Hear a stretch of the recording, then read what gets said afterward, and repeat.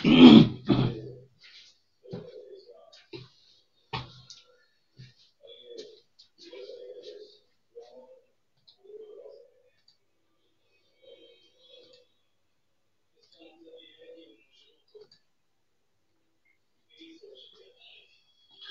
Everyone, नमस्कार। स्वागत है आपका लोधरी क्लासेस के एमसीक्यू सीरीज में। दोस्तों, भारतीय संविधान की इस सीरीज में, इस एमसीक्यू सीरीज में आज हम फिर से एक सेशन लेकर आए दोस्तों, जिसके अंतर्गत हम भारतीय संविधान के भाग के बारे में बात करेंगे दोस्तों। अर्थात कि जिस प्रकार से हम टॉपिक वाइज एमसीक्यू सीरीज को कंप्लीट कर रहे हैं दोस्तों, इस सीरीज के अंतर्गत हम कंप्लीटली 500 क्वेश्चन कवर करेंगे, जिसमें कंप्लीट संविधान के सभी क्वेश्चन सम्मिलित होंगे इसके अंतर्गत। और इसमें दोस्तों आज का टॉपिक जो होगा हमारा विशेष संविधान के भाग पर होगा। अर्थात कि इस पूरे सेशन में कुछ क्वेश्चन हम आपके लिए लेकर आए हैं, जिसके अंतर्गत हम सिर्फ और सिर्फ संविधान के भाग पर चर्चा करेंगे। ठीक है दोस्तों, तो ये हमारी इस सीरीज का लेक्चर नंबर 6 होने जा रहा है। ठीक है दोस्तों, चलिए शुरू करते हैं अपने सेशन को। और जो भी दोस्त हमारे पहली बार हमारे सेशन पर आए हैं, मैं उनको बता दूं कि हमारे सेशन में दोस्तों बीए के कंप्लीट कोर्स कराया जा रहा है, वो भी पूरी तरह से निःशुल्क और पूरे विस्तार पूर्वक दोस्तों आपके सिलेबस के अनुसार सभी टॉपिकों को पूरे विस्तार पूर्वक पढ़ाया जा रहा है। आप हमारी प्लेलिस्ट में जाकर भी इन सभी लेक्चरों को सर्च कर सकते हैं आपके टॉपिक के अनुसार और आपके सब्जेक्ट के अनुसार। ठीक है दोस्तों, और इन सब के अलावा आपके डाउट क्लियर करने के लिए हम आपको व्हाट्सएप और टेलीग्राम की सुविधा भी प्रोवाइड करते हैं। टेलीग्राम पर लोधाजी क्लासेस नाम से ग्रुप है, जहां से आप हमारे सभी क्लास नोट्स को डाउनलोड कर सकते हैं। दोस्तों चलिए शुरू करते हैं अपने सेशन आज का, जिसमें हम कुछ क्वेश्चनों को लेकर आए हैं जो भारतीय संविधान के भाग से संबंधित है। ठीक है, चलिए तो दोस्तों डिस्कस करना स्टार्ट करते हैं। इसमें प्रथम क्वेश्चन है, पहला क्वेश्चन है हमारा माफ करना यार, थोड़ा सा गले में खांसी। चलिए पहला क्वेश्चन है हमारा, भारतीय संविधान कितने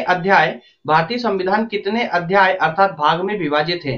दोस्तों जिसने भी हमारे संविधान से संबंधित जितने भी लेक्चर हुए हैं, अगर आपने कंप्लीटली उनको देखे, जो विस्तार पूर्वक लेक्चर है अगर उनको देखा है, तो ये बिल्कुल छोटे छोटे से क्वेश्चन है, बहुत बेसिक से क्वेश्चन है। चलिए बताइए जल्दी से, भारतीय संविधान कितने भागों में विभाजित किया गया है। भारतीय संविधान कितने भागों में विभाजित किया दोस्तों? आपके साथ ऑप्शन है, ऑप्शन ए में 16, बी 24, सी 25 या डी 22। दोस्तों जल्दी बताइए कितने भाग में विभाजित किया गया है इसको।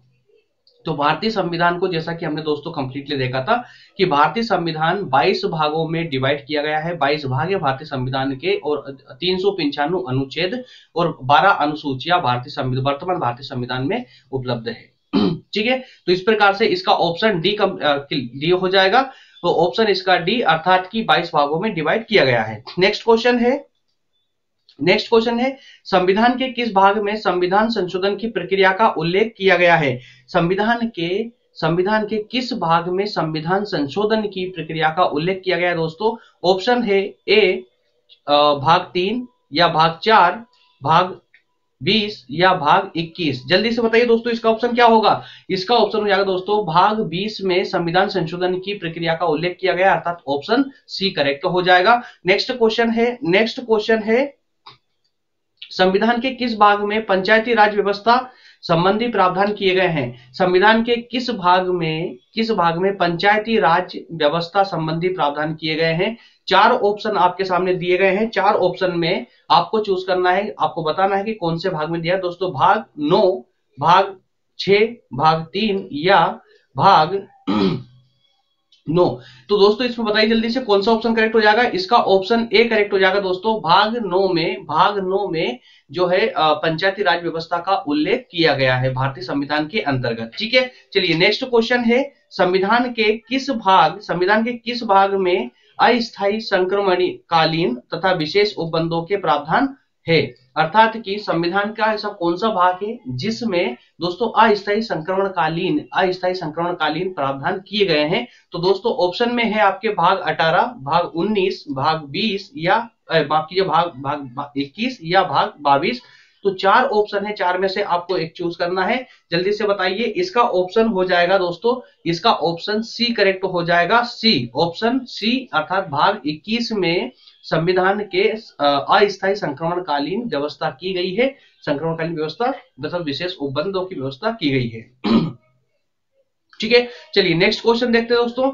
नेक्स्ट क्वेश्चन है, नेक्स्ट क्वेश्चन है, भारतीय संविधान हमारे संविधान के किस भाग में 3 सोपानों में पंचायतें बनाने की परिकल्पना की गई है? अर्थात कि हमारा जो संविधान है इसके कौन सा भाग है जिस भाग में 3 सोपानों में 3 स्तरों पर पंचायतें बनाने की व्यवस्था की गई है, परिकल्पना की गई है? तो दोस्तों इसमें दिया गया है ऑप्शन, 4 ऑप्शन है, जिसमें भाग 9, भाग 10, भाग 11 या भाग 12। इसमें दोस्तों ऑप्शन इसमें कौन सा करेक्ट हो जाएगा?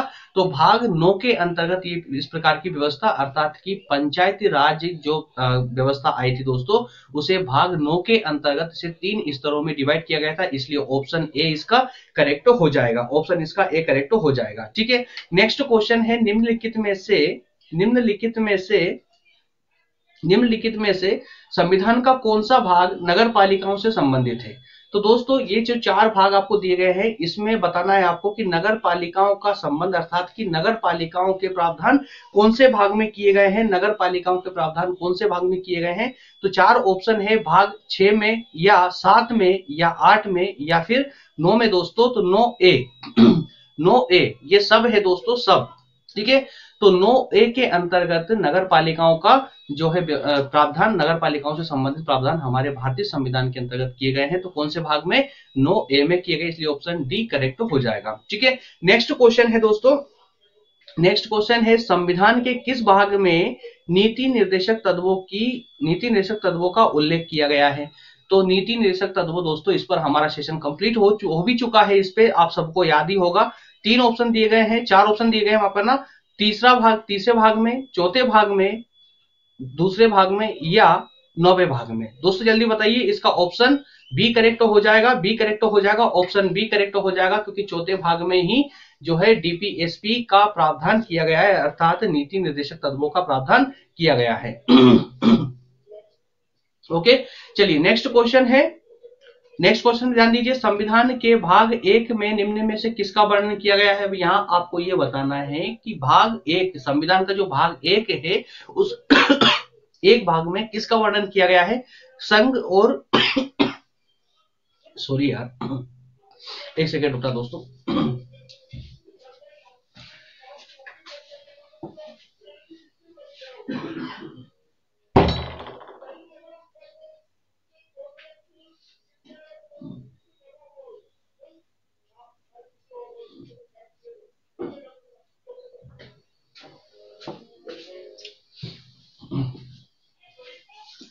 ओके, तो क्वेश्चन है दोस्तों कि भाग 1 में किसका उल्लेख किया गया है? किसका उल्लेख है भारतीय संविधान के भाग 1 में? तो ऑप्शन ए में दिया गया है संघ और उसका राज्य क्षेत्र का, या नागरिकता, या मूल अधिकार, या नीति निर्देशक तत्व।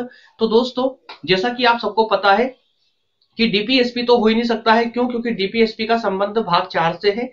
मूल अधिकार भी नहीं हो सकता, क्यों? क्योंकि मूल अधिकारों का संबंध भाग 3 से है।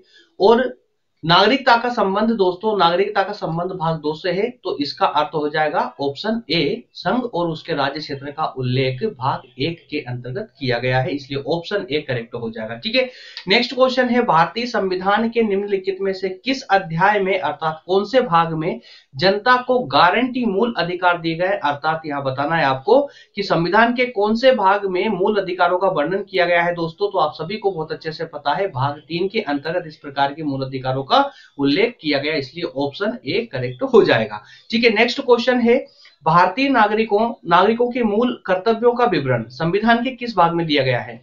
तो दोस्तों नागरिकों के जो मूल कर्तव्य है उनका उल्लेख कहां पर है? तो क्या भाग 1 में है, या भाग 4 का में है, अर्थात 4A में है, और या भाग 2 में, या भाग 4 में है? तो मेरे प्यारे दोस्तों आपको पता है भाग 1 में जस्ट 8 नंबर का क्वेश्चन है, क्या दिया गया है? संघ और उसके राज्य क्षेत्र से संबंधित है। भाग 2 में नागरिकता से संबंधित उल्लेख किया गया है। भाग 4 में डीपीएसपी से संबंधित है। तो भाग 4A जो है दोस्तों, भाग 4A, इसमें भाग 4A में अर्थात भाग 4 का में जो है यहाँ पर दोस्तों मूल कर्तव्यों का उल्लेख किया गया है, इसलिए ऑप्शन बी इसका करेक्ट हो जाएगा। ठीक है, चलिए नेक्स्ट पर बढ़ते हैं दोस्तों। नेक्स्ट है, भारत के संविधान का भाग 4 किसके बारे में बताता है? तो भारतीय संविधान का भाग 4 के बारे में 4 किससे संबंधित है दोस्तों? तो जब 4 की ये बात हम करते हैं तो ये होगा दोस्तों हमारे डीपीएसपी से संबंधित, अर्थात कि नीति, राज्य के नीति निर्देशक सिद्धांतों से संबंधित। और जब हम बात करेंगे 4 के बारे में कि भाग 4 का, तो वो संबंध होगा, उसका संबंध होगा दोस्तों हमारे मूल कर्तव्यों से। ठीक है, तो इस प्रकार से दोस्तों इसकी कैटेगरी आपको बहुत अच्छे से याद होनी चाहिए कि भाग 1 में संघ और उसके राज्य क्षेत्र के बारे में वर्णन किया गया है, भाग 2 में नागरिकता का वर्णन किया गया है, भाग 3 में मूल अधिकारों का, उस प्रकार से भाग 4 में डीपीएसपी का, भाग 4 का में जो है आपके मूल कर्तव्यों का। ठीक है ना, तो इस प्रकार से एक क्रम आपको दोस्तों पूरा याद होना चाहिए। 22 भाग से संबंधित, जितने 22 भाग है हमारे संविधान के, 22 ही भाग के बारे में आपको इतना पता होना चाहिए, तभी जाकर के आपके पूरे कंसेप्ट क्लियर हो पाएंगे और तभी जाकर के आपके पास में एक स्ट्रॉन्ग डाटा इकट्ठा हो पाएगा, है ना। चलिए नेक्स्ट क्वेश्चन है, संघीय कार्यपालिका की व्याख्या संविधान के किस भाग में की गई है? माफ करना, संघीय कार्यपालिका की जो व्याख्या है वो दोस्तों संविधान के कौन से भाग में की गई है? अर्थात कि केंद्र में जो कार्यपालिका, जिसका हम डिस्कस करते हैं बार बार कि केंद्र की कार्यपालिका, इस कार्यपालिका का संबंध या कार्यपालिका का वर्णन या कार्यपालिका से संबंधित प्रावधान कौन से भाग में किए गए हैं दोस्तों? तो क्या भाग 1 में, भाग 2 या भाग 3, भाग 4 या भाग 5 में दोस्तों?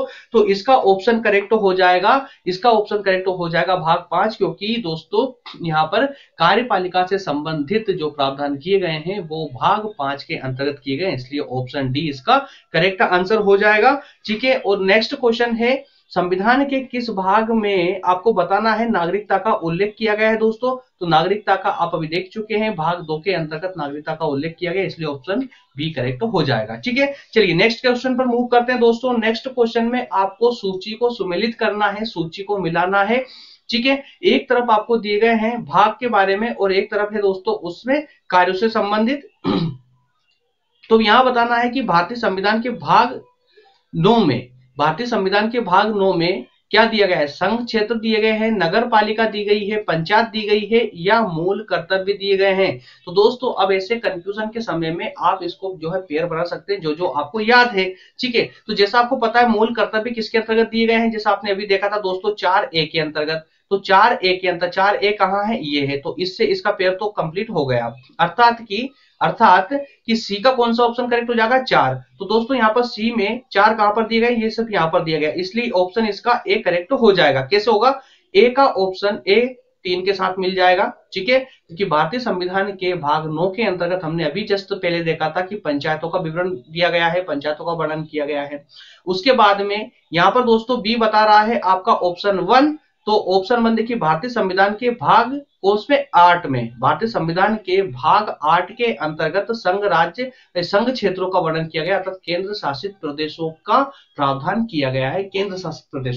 किया गया है, भाग 8 के अंतर्गत, इसलिए बी का 1 हो जाएगा और सी का दोस्तों 4 हो जाएगा और डी का हो जाएगा आपका 2, डी का हो जाएगा नगर पालिका। अर्थात कि संविधान के भाग 9A के अंतर्गत या 9 के अंतर्गत नगर पालिकाओं का उल्लेख किया गया है, इसलिए ऑप्शन आपका ए एकदम करेक्ट हो जाएगा। ठीक है, चलिए दोस्तों इसी के साथ में भाग से संबंधित, एक्चुअली भाग में संविधान के भाग से संबंधित जो आज चैप्टर था, इसमें बहुत कम क्वेश्चन इससे बनते हैं एमसीक्यू में, और जितने भी संभव क्वेश्चन थे 14 क्वेश्चन मैं आपके लिए लेकर आया हूं दोस्तों। इससे ज्यादा क्वेश्चन इस भाग से संबंधित आप ज्यादा आते भी नहीं है। दरअसल आपको सिर्फ संविधान के जो 22 भाग है, सिर्फ आपको इतना इसमें याद करना है कि कौन सा भाग किससे संबंधित है, दैट्स ऑल। इससे ज्यादा आपको कुछ भी याद करने की इसके अंतर्गत आवश्यकता नहीं है इस वाले टॉपिक के अंतर्गत। ठीक है, तो जब भी हम संविधान के भाग से संबंधित बात करते हैं तो इसमें सिर्फ और सिर्फ आपको संविधान का भाग पता होना चाहिए और कौन से भाग में क्या दिया गया है ये पता होना चाहिए। ठीक है, हालांकि छोटा सा टॉपिक है, ये ज्यादा विशेष नहीं है। हालांकि जब हम कॉन्स्टिट्यूशन पढ़ते हैं दोस्तों तो उसमें ये भाग से संबंधित अलग से एक पृथक टॉपिक बिल्कुल भी नहीं है। हम जैसे मूल कर्तव्यों को पढ़ते हैं तो भाग 4 को कंप्लीट कर लेते हैं, जब हम मूल अधिकारों को पढ़ते हैं तो भाग 3 को कंप्लीट कर लेते हैं, तो ऐसे ही बेसिकली हमको याद रहते हैं। ठीक है, इसके बाद में दोस्तों हम अनुसूचियों पर बात करेंगे, भारतीय संविधान की विभिन्न अनुसूचियों पर बात करेंगे, जिसमें काफी अच्छे क्वेश्चन होंगे, काफी ज्यादा क्वेश्चन होंगे। और उसके जस्ट बाद में दोस्तों इसी प्रकार से जैसे सीरीज हमारी आगे बढ़ती जाएगी प्रत्येक टॉपिक पर कुछ कमेंटें आई थी कि सर इसमें कितने टॉपिक होंगे, अर्थात कितनी क्लासेस होगी। तो दोस्तों एक टॉपिक पर एक क्लास में आपके लिए लेकर यहां पर आ रहा हूं, ठीक है। तो समय ज्यादा ना बढ़े इसके लिए क्लास को करते हैं यहीं पर एंड। नेक्स्ट टॉपिक पर क्लास आपको तुरंत मिल जाएगी दोस्तों, आपको तुरंत अपलोड कर दी जाएगी। बहुत जल्दी हम इस एमसीक्यू सीरीज को कंप्लीट कर लेंगे। और प्राचीन इतिहास वाले भी सुन ले, प्राचीन इतिहास की क्लासेस भी दोस्तों कल से कंटिन्यू हो जाएगी। ठीक है, चलिए दोस्तों, तो मिलते हैं इसी के साथ में नेक्स्ट सेशन में मिलते हैं नेक्स्ट सेशन में। और उसमें बात करेंगे दोस्तों हम भारतीय संविधान की विभिन्न अनुसूचियों के बारे में। ठीक है, ओके, थैंक यू।